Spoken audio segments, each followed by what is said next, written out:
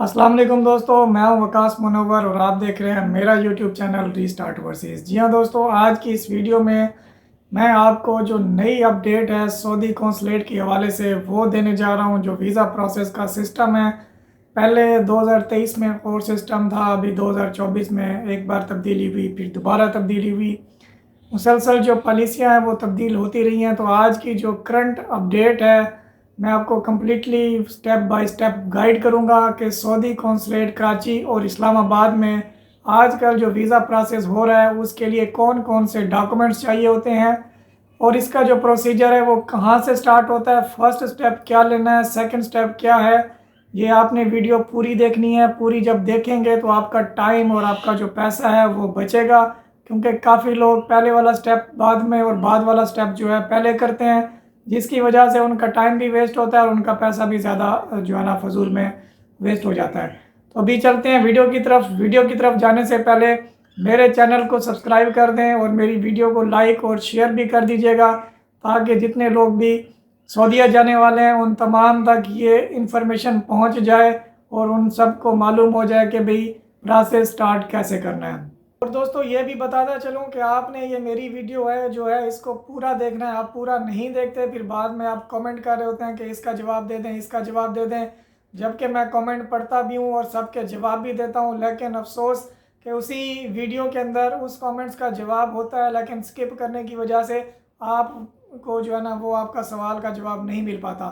तो आपने ये वीडियो पूरी देखनी है। जब पूरी देखेंगे तो उम्मीद है कि आपको मज़ीद कोई क्वेश्चन करने की ज़रूरत नहीं पड़ेगी, क्योंकि मैंने कराची और इस्लामाबाद की जो डॉक्यूमेंटेशन है और वीज़े का जो प्रोसेस है वो कंप्लीट इसमें बता दिया है। ठीक है जी हाँ दोस्तों, आज मैं आपको बताऊंगा स्टेप बाय स्टेप जो प्रोसेस है। सबसे पहले हम कराची से स्टार्ट करेंगे कि कराची कौंसलेट से जो है ना कौन कौन से डॉक्यूमेंट्स चाहिए होते हैं और किस तरीके से आपने जो प्रोसीजर है वो स्टार्ट करना है। अच्छा जी, नंबर वन पे आपके पास जो है आपका ओरिजिनल पासपोर्ट होना ज़रूरी है। ठीक है जी, आपने अपना ओरिजिनल पासपोर्ट बनवा लेना है, लेकिन इसमें याद रखिएगा कि आपकी जो एज है वो कम से कम 21 साल होना ज़रूरी है। ठीक है, ये भी हम बात कर रहे हैं सऊदी वर्क वीज़े के हवाले से कि सऊदी वर्क वीज़े के लिए कौन कौन से डॉक्यूमेंट्स चाहिए और कैसे प्रोसेस जो है ना आपने स्टार्ट करना है। जैसे ही आप पासपोर्ट बनवाएंगे तो आपने ये यकीन दहानी कर लेनी है कि भी आपका जो एज है वो 21 साल है या इससे कम तो नहीं है। अगर कम होगी तो फिर आप सऊदीया नहीं जा सकते। ठीक है, तो आपके पासपोर्ट के ऊपर 21 साल आपकी उम्र होना ज़रूरी है। उसके बाद नेक्स्ट जो स्टेप है वो आपने अपनी पिक्चर्स बनवा लेनी है। तो कम से कम 8 तस्वीरें आपने लाजमी बनवानी है, जिसका जो बैकग्राउंड है वाइट बैकग्राउंड हो और टाई कोड के साथ जो है ना वो पिक्चर होना ज़रूरी है। ठीक है, ये सऊदी कौंसलेट की शर्त है। उसके बाद आ जाते हैं जी नेक्स्ट स्टेप पे। नेक्स्ट स्टेप जो है आपने करना है कि अपना FRC बनवा लेना है। ठीक है जी, जिसको बोलते हैं फैमिली रजिस्ट्रेशन सर्टिफिकेट। ठीक है, अगर आप मैरिड हैं तो आपकी जो मिसेज हैं जो और आपके जो बच्चे हैं उनका डाटा आएगा। अगर आप सिंगल हैं तो आपके जो अम्मी अबू और बहन भाई हैं उनका डाटा आएगा। ठीक है, इनमें से आप कोई भी FRC बनवा सकते हैं, ये दोनों एक्सेप्टेबल हैं। उसके बाद जी नेक्स्ट जो स्टेप है वहाँ पर आपने अपना मेडिकल करवाना है। ठीक है, तो मेडिकल करवाना जो है उसका तरीका भी मैं आपको बता दूं कि कोशिश तो किया करेंगे सबसे पहले आप कच्चा मेडिकल करवा लें, ताकि आपको आइडिया हो जाए कि भाई आपका जो मेडिकल है वो उसमें कोई मसला तो नहीं आ रहा। ठीक है, अगर मसला नहीं है तो फिर आप डायरेक्ट जो है ना पक्का करवाएं।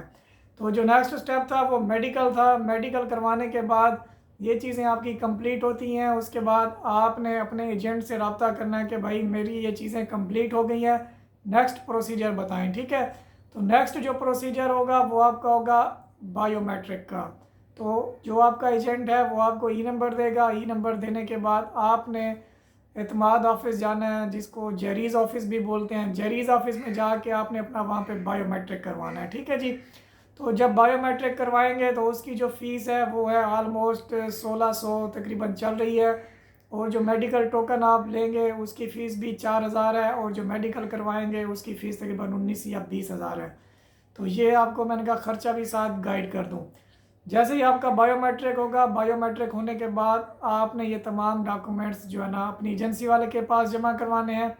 उनके पास जमा करवाने के बाद आपके लिए जो है एक एग्रीमेंट पेपर, ठीक है। अगर आपने वीज़ा सऊदीया से खुद मंगवाया है, जिस बंदे से आपने वीज़ा मंगवाया आपने उनसे बोलना है कि भाईजान कफ़ील से मुझे एग्रीमेंट पेपर मंगवा दें, जिसको अक़द अमल बोलते हैं, ठीक है। एग्रीमेंट जो पेपर होगा वो गुरफ़ा तिजारिया और वजारत ख़ारजा से तस्दीक शुदा हो, और ओरिजिनल हार्ड कापी आपने पाकिस्तान मंगवानी है।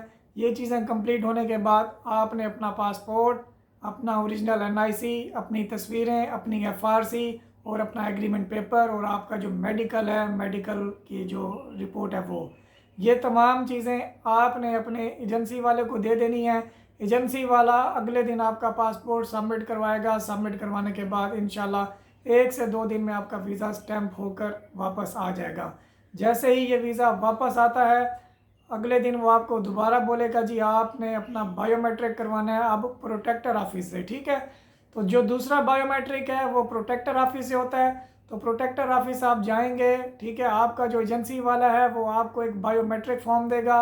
बायोमेट्रिक फॉर्म के लिए आपने अपना बैंक अकाउंट या अपनी नॉमिनेशन की कॉपी, अपना मोबाइल नंबर और अम्मी अबू या भाई का किसी का कॉन्टैक्ट नंबर, ये चीज़ें आपने अपने एजेंसी वाले को देनी है। जब ये देंगे तो वो आपको एक प्रोटेक्टर का बायोमेट्रिक फॉर्म बना के देगा। वो बायोमेट्रिक फॉर्म आप प्रोटेक्टर ऑफिस लेकर जाएंगे तो वहाँ पर आपका फ्री ऑफ कास्ट बायोमेट्रिक होगा। जैसे आपका बायोमेट्रिक होगा, आपने उस फॉर्म की पिक्चर बना के अपनी एजेंसी वालों को भेज देनी है कि अभी मेरा बायोमेट्रिक हो चुका है, लिहाजा आप प्रोटेक्टर करवाएं। तो नेक्स्ट डे वो आपका प्रोटेक्टर करवाएगा। प्रोटेक्टर होने के बाद आपकी टिकट है और आप चले जाएंगे। ये सिंपल प्रोसीजर है, 3 से 4 दिन में ये काम कंप्लीट हो जाता है। और इसके बाद अब मैं आपको बताता चलूँ कि इस्लामाबाद में जो प्रोसीजर है वो क्या है, क्योंकि कराची और इस्लामाबाद में जो डॉक्यूमेंट्स हैं उनमें डिफरेंस है। तो अभी मैं आपको इस्लामाबाद के बारे में अपडेट कर दूं कि इस्लामाबाद में जो जो चीज़ें चाहिए होती हैं, इस्लामाबाद में 2 चीज़ों का डिफरेंस है। वहाँ पे क्या डिफरेंस है, वहाँ पर एक तो आपको पुलिस करैक्टर सर्टिफिकेट एक्स्ट्रा चाहिए होता है, ठीक है जी। वहाँ पर आपने एक तो पुलिस करैक्टर सर्टिफिकेट अपना बनवाना है। बनवाने के बाद उस करैक्टर सर्टिफिकेट को आपने वजारत ख़ारजा के ऑफिस से तस्दीक करवाना है। तस्दीक करवाने के बाद ये चीज़ें आपने अपनी एजेंसी वाले को देनी है।